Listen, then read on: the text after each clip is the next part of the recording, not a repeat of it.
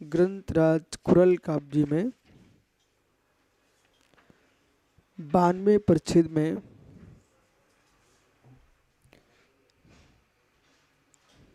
नगर नार की व्याख्या समझा रहे। जीवन में बुद्धिमान लोग हैं, वे प्रज्ञा से काम लेते हैं। जो प्रज्ञा से काम लेता है वो हर पल हर समय अपनी विशुद्धि का ध्यान रखता है। संसार में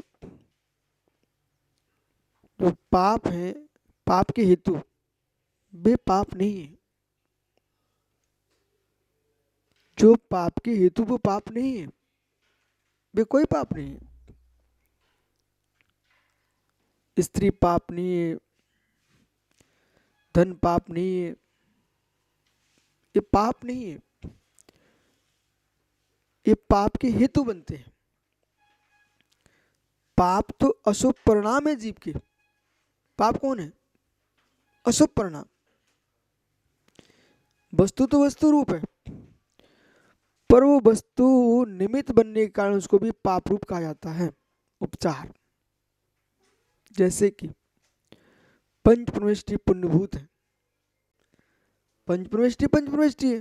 अब सिद्धों के न पुण्य न पाप है, फिर पुण्यभूत है। हमारे पुण्य में निमित्त बनते इसलिए पुण्यभूत है। ठीक है। उपचार कथन, पेन लिखाता है। अरे पेन लिखाता, मेरी प्रज्ञा लिखाती है। प्रज्ञा ने तो पेन क्या कर सकता? तो जैसे प्रज्ञा से लिखा जाता है शुभ अशुभ तुम्हारी प्रज्ञा का विषय, ऐसे ही एक योगी वेश्या को धर्म उपदेश दे रहा, देशभक्ति बना दिया, वही उनके लिए पुण्य साधन बन गई। और वही अज्ञानी प्राणी वेश्या को भोग्या के रूप में देख रहा है, भोग्या के रूप में देख रहा है, पाप का बंध कर रहा है। अग्निवत, कैसे? अग्निवत, ईंधन अग्नि नहीं है, अग्नि को प्रज्वलित करने का साधन है। ऐसे वेश्या पाप नहीं है, वेश्यावृत्ति पाप है। ये तुम किसी को देख नहीं पाओगे, हर वस्तु पाप रूप हो जाएगी। वृत्ति पाप है। अग्नि के आलम्बन, अग्नि ईंधन के आलम्बन से चलता है। वासनाओं की पुष्टि स्त्री वेश्या आदि के आलम्बन से चलती है, इसलिए पाप है। कैसे? परिग्रह, पर वस्तु परिग्रह नहीं है, मूर्छा परिग्रह है। पर मूर्छा का कारण होने का उसको भी परिग्रह कहा गया है। वो मूर्छा का निमित्त बनता है। प्रज्ञा ही तुम्हारी बंध का कारण है, प्रज्ञा ही मोक्ष का कारण है। जिस प्रज्ञा से बंद होता है उसी प्रज्ञा से मोक्ष होता है। अब प्रज्ञा का प्रयोग करना सीखना चाहिए। निमित्त प्रभावित होते हैं, निमित्त प्रभावित करते हैं, इससे निमित्त से दूर होने की बात की गई है। पर जो प्रज्ञाशील पुरुष होते हैं, विमर्शशील होते हैं, विचारशील होते हैं, वे वेश्या आदि से अपने आप को दूर रखते हैं। आदमी को बचपन से ही, महात्मा जी, छोटे से ही अपने विकास के बारे में विचार कर लेना चाहिए। अब तुम कोई छोटे हो, 10वीं क्लास पढ़ रहे हो। 10वीं क्लास पढ़ रहे मतलब कि हमने तो दीक्षा का निर्णय कर लिया था, दीक्षा लेने चला गया था मैं 10वीं क्लास में। 10वीं क्लास पढ़ते पढ़ते मैं चला गया था संघ में। ठीक है। तो अब तुम बच्चे नहीं हो, तुम सब समझते हो। अब सोचो मैं क्या हो रहा हूं।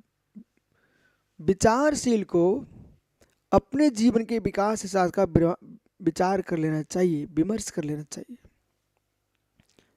आज ही। कब तक अपने आप को बच्चे समझोगे? बच्चे समझते समझ बरस के वर्ष निकल जाएंगे, आप बच्चे समझते रहेंगे, इतने में आप बूढ़े हो जाएंगे।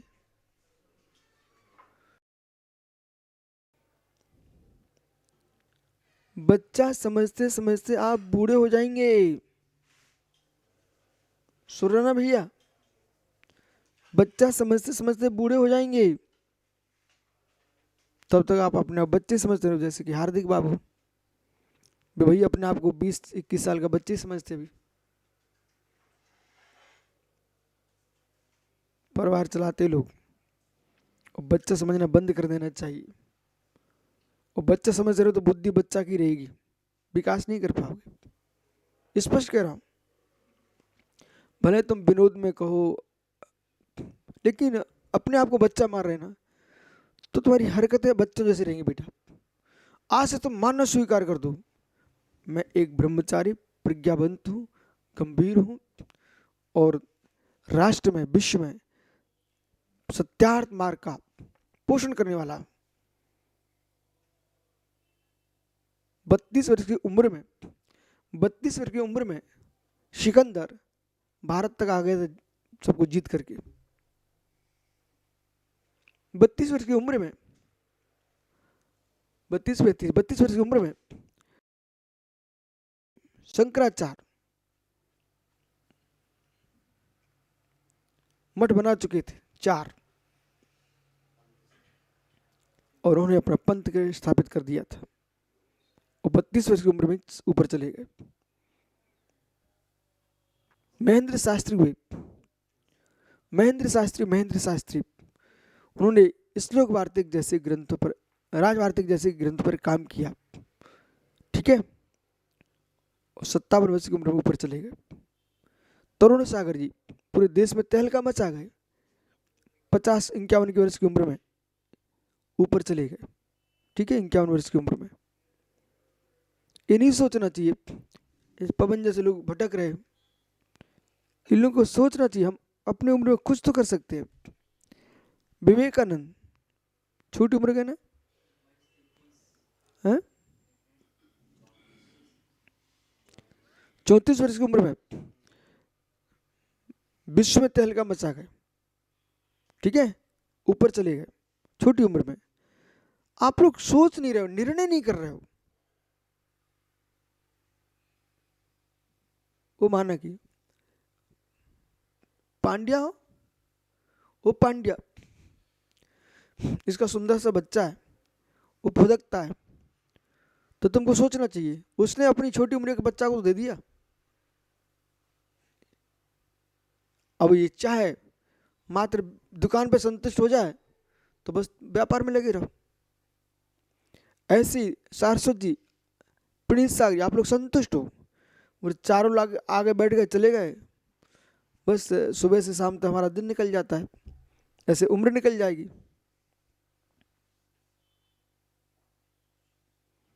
ध्यान करो, अध्ययन करो, बहिरी उन्नति नहीं कर सकते, आध्यात्मिक उन्नति करो। फिर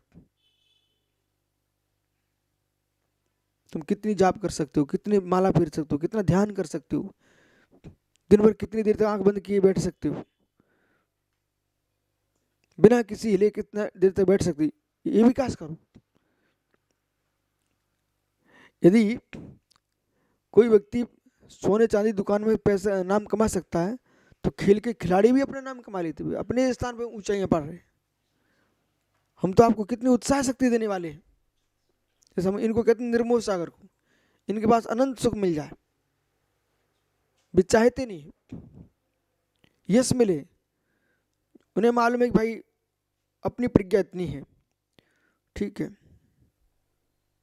प्रज्ञाशील बोल के अपना यश पा रहे हैं, हम मौन ले लेते, चलो आंख बंद की शांति से बैठे, कौन क्या बोल रहा है हमें मत प्रयोजन नहीं है, कहाँ क्या रहा हमें सुनना ही नहीं है, शांत बैठे। लोग आएंगे आपको देखेंगे तो कहेंगे नहीं ये महाराज श्रेष्ठ है। यदि यश की भी बात कर तो कह रहा हूं, कुछ बनता नहीं। मेरा सीधा सिद्धांत है, जो भी त्यागी वृत्ति हैं, या तो ज्ञान ध्यान में लीन रहो, ज्ञान में बुद्धि नहीं चले तो ध्यान में लीन हो जाओ। जो साधु कुछ भी नहीं जानते, कुछ भी नहीं करते, वो शांत जीते हैं, उनका यश फैलता है। बुद्धि भी नहीं चले और जाने भी कुछ नहीं और शांत भी नहीं बैठे, उनको अपयश मिलता है।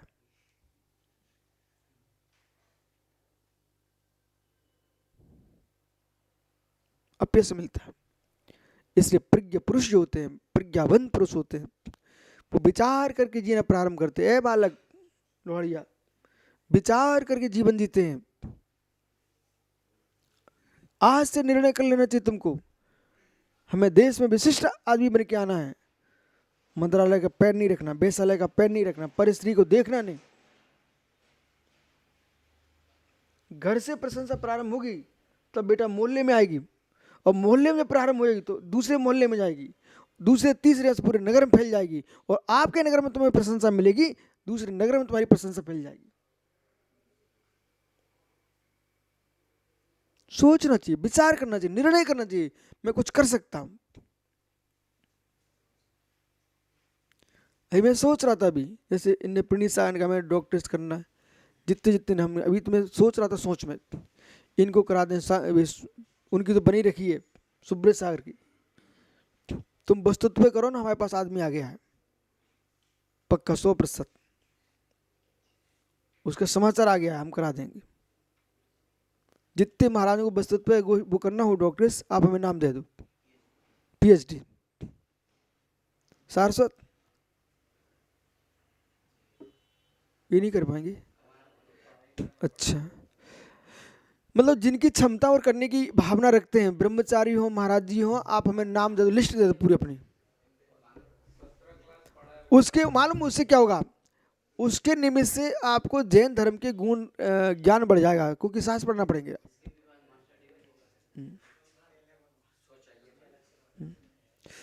मतलब जो भी हो आप सोच करके आज मुझे बताना शाम तक, ठीक है? बोले जिन जिन ब्रह्मचारियों को डॉक्टर्स करना हो, हैं? अभी ये बात नहीं चल रही, अभी ये बात सुनिए आप, चलो पढ़ा आगे चलते हैं। आप तो मैं लिख के दो, नाम दो अपना। आइए तो विषय पढ़ो। ये आपको मालूम अहंकार के लिए नहीं बोल रहा हूं, तुम्हारी प्रज्ञा बढ़े। जब मैं परीक्षा कराता हूँ आपकी ना, वो परीक्षा इसलिए नहीं कि तुम कौन फेल कौन पास हुए, आप उससे पढ़ाई करते हो, अध्ययन करते हो, और उस वस्तु के अंदर न्याय नीति बहुत सारे विषय हैं, दर्शन शास्त्र, तुम उससे ज्ञानी बनोगे। आइए, इसलिए विमर्श शून्य थी, विमर्श शून्य होना चाहिए। प्रणव सागर जी, देख बालक, ऐसे ऐसे हमारे देश में साधु हुए जो 60 वर्ष की उम्र में दीक्षा ली और देश में विख्यात हो गए। 60 वर्ष की उम्र में दीक्षा ली और देश में विख्यात हो गए। जैसे कि सुमति सागर महाराज जी हैं, वो शादीशुदा थे, उनको डाकू उठा ले गए थे। उन्होंने निर्णय किया डाकुओं के बीच में कि यदि मैं छूट गया, बच गया ना, तो दीक्षा ले लूंगा। बस डाकू सब सो गए, ये उठ के भगा है।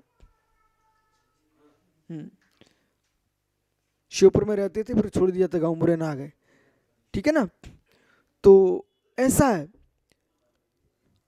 आदमी कल्याण सागर जी, वो सिगरेट पी रहे थे बैठे बैठे, कहाँ, सिनेमा हॉल में, पता नहीं कौन सी फिल्म देख उनको वैराग हो गया। हाँ, कल्याण सागर जी नमोकार वाले, फिर वो इतने नमोकार में लग गए कि अल्प दिन में 85 में तो उन्होंने प्रसिद्धि पा ली और ज्यादा जिए भी नहीं है। तो मतलब समझिए आप, आदमी विचार कर ले, झांझरी जी सोच लेना, तो अपने आप में महान बन सकता है। अब जिसने निर्णय कर लिया है, जिसने सोच ही लिया है मुझे दुकान से घर, घर से दुकान, संतुष्ट हो चुका है, वो भी किसने, पान के ठेला लगा बैठा, उसका आंख उठने नहीं चाह रहा, तो ठीक है, तेरा जीवन ऐसे निकलेगा।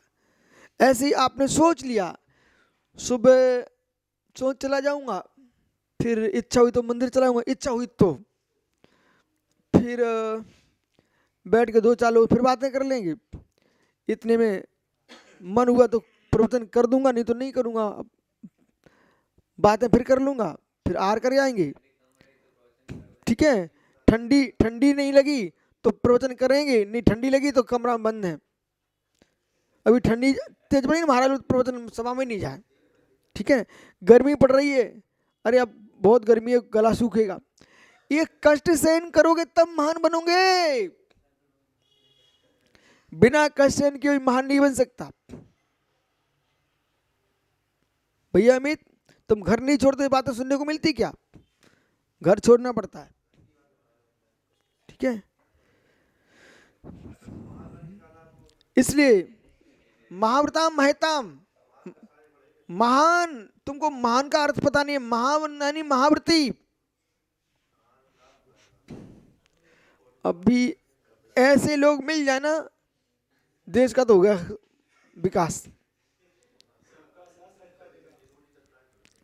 ऐसा गणिकाकृत श्रृंगारा नूनम रचनवा तत्प्रणवस्य तद्बाहुर्यत्र मजंती कथा कमी कामी। जल्दी जल्दी पढ़ो नहीं भाई, ऐसी आंखें हो जाएंगी सबकी। गणिका, ओहो कृत श्रृंगारम, बे नारियां नगर नार वैश्या गणिका, संपूर्ण अंग को भरपूर श्रृंगार, सात श्रृंगार किए। श्रृंगारम नूनम निर्णय सन्निभा,